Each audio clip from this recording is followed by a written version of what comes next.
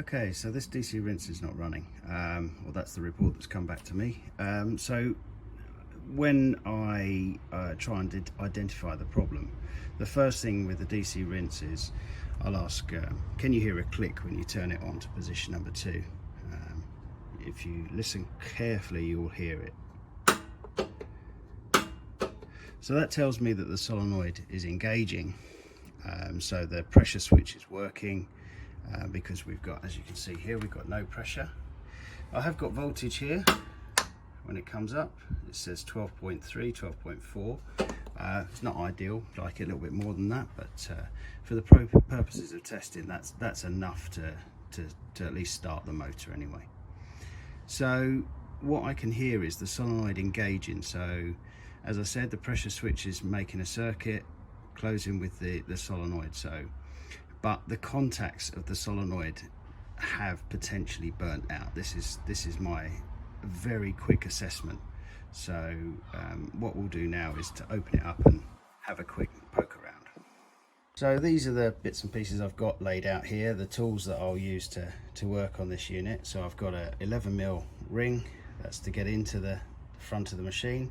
I've also got 11mm socket, 13mm socket for the terminals on the top there of the solenoid. I've got an 8mm deep for getting in close here with the terminals of the actual solenoid itself. I've got a Phillips or a Posi screwdriver that helps to remove the solenoid, which is mounted here, and I've got a multimeter if I want to do some testing, poking around. So to get into the head, we 11mm on the side. Sometimes they're hand tight, if not, just use your 11mm to loosen it up, take it out. So we have one either side at the top here.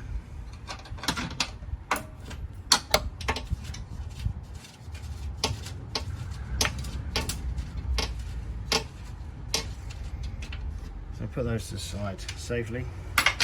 So when we pull the front of the machine forward, just be very careful. The hoses sometimes are not quite long enough. So this is as far as this one will go. So there's the solenoid there, if you can see. Okay. So looking closely at this bottom contact here, I can see it's got very warm at some point. I'll try and get a better close-up. If you can see down there. So this is the most common problem with these solenoids.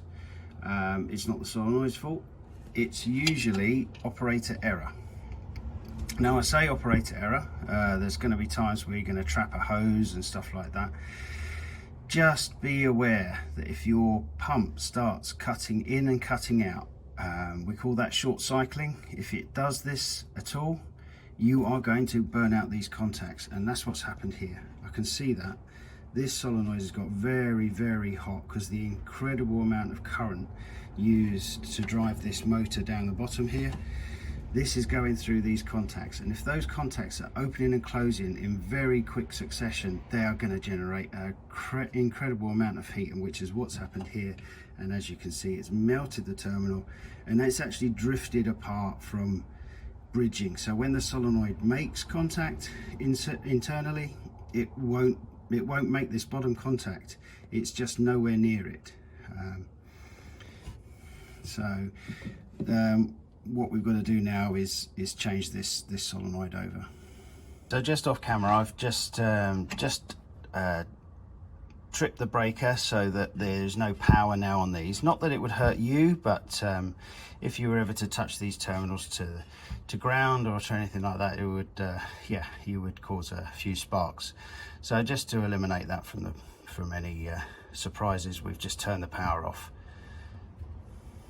Now the first thing I will do is I will remove the solenoid from its mount. It just makes it easier to disconnect any of the small these terminals down here, which are actually the control terminals.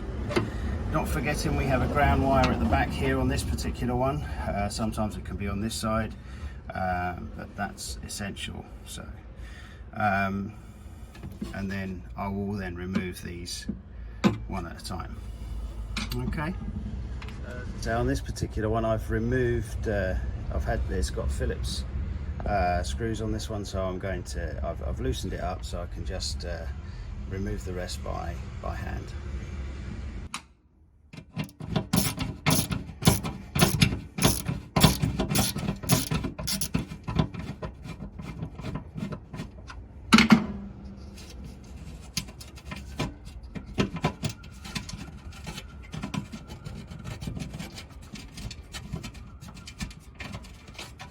I guess this screw is a little bit longer than the other one because it has the ground connection on. So you see now, take the nut out. There was a washer that dropped down, so just be mindful of that and grab anything loose. You don't want anything flying up into this belt later on. So that's it off. We can now work on this a little bit easier now. So if I just move that around, we can see we can get to those terminals a little bit easier on the front. So I've just switched you around so you can see what I'm doing. So I've switched to the 8mm. I'm going to slacken off these one at a time. I'll just leave them hand tight so then I can take them off easily. Okay.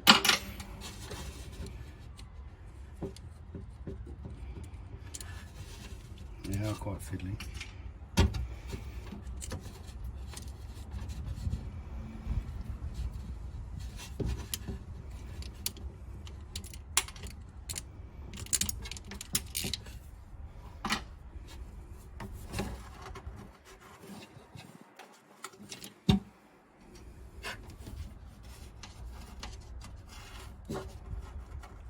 Making sure I pick up all the washers there.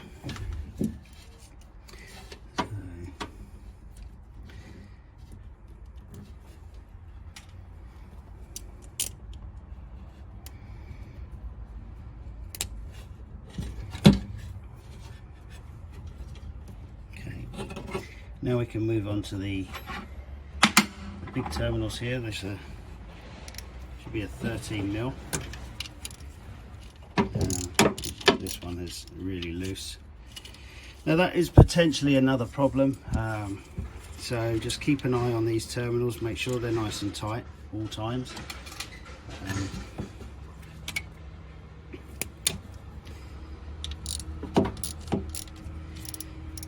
My suspicion is with this one that it was either the wrong jet size, someone thought they wanted to get a bit more range, or they had a kink in the hose, or they weren't opening the lance fully, which is another issue.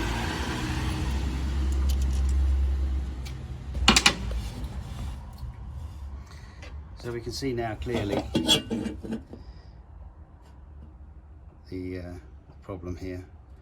That this terminal you can see on the right has melted in the housing, and that's drifted away from the two contacts that are inside that are there to bridge it.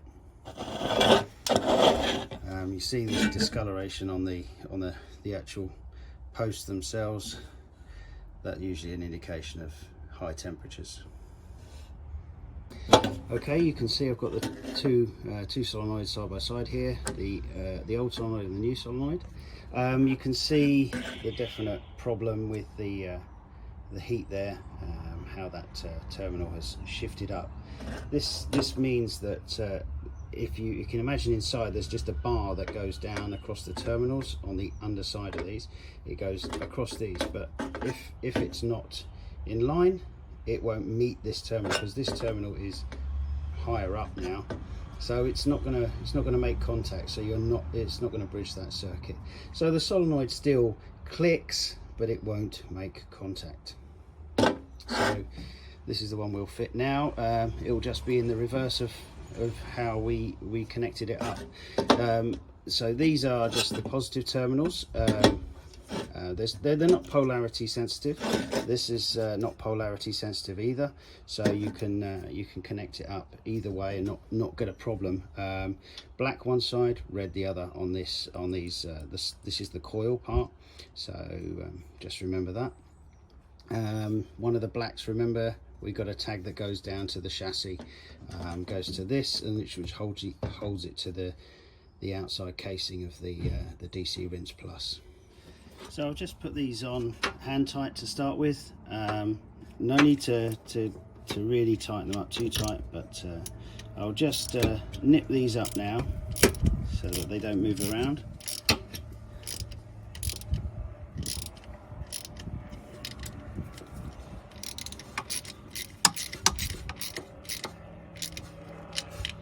Okay, we're not looking for torque settings on here. We're not trying to hold wheels on a car. We just want to stop them moving around. That shake-proof washer in there will stop it rattling off. So now we have to reconnect the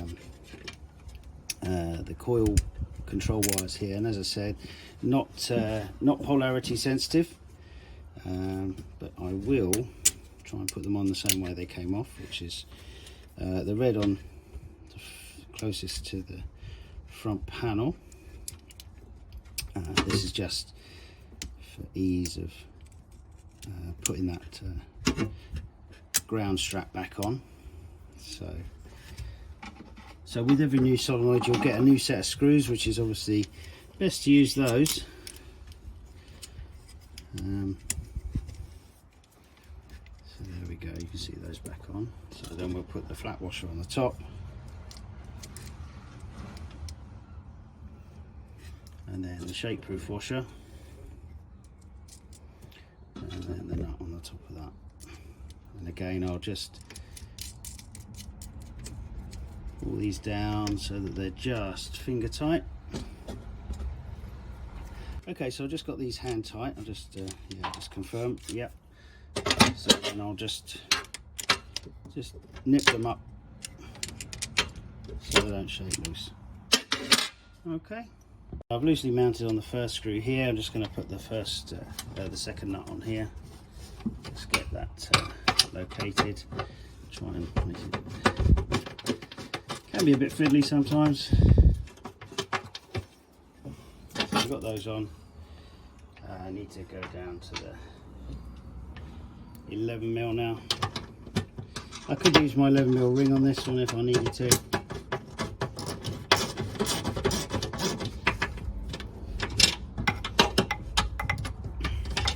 I'm going to have to top side on there.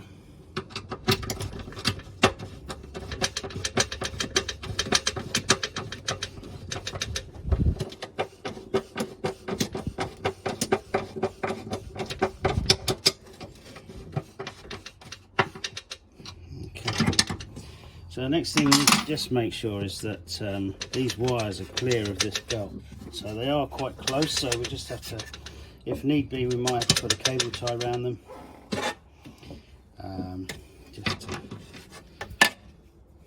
Okay, so we're all screwed up now. This is all nice and tight. Just be aware of this belt and these cables right next to the belt. You may need to put a cable tie on to keep them out of the way, but usually they're good. Okay, we're all done now. I've turned the breaker back on. Just going to test it for the first time. Yeah, as you can see straight away, pressure building. We've got the pump light on, power light on. Voltage is a bit low, but we're going to have to charge the batteries on this one. But everything else seems to be working fine.